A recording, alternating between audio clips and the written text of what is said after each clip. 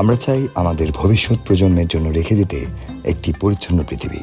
আর তাই স্থানীয় সরকারের সহযোগিতায় আমাদের এই প্লাস্টিক অদলবদল ক্যাম্পেইন।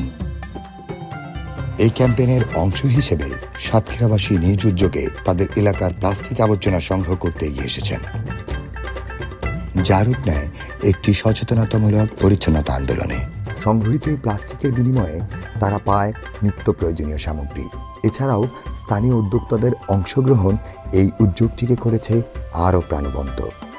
আর এভাবেই সাতক্ষীরা শহরে তৈরি হওয়া বছরে প্রায় ২৫০০ টন অসংগৃহীত প্লাস্টিক বর্জ্য রিসাইকেল করার লক্ষ্য নিয়ে কাজ করে যাচ্ছি আমরা।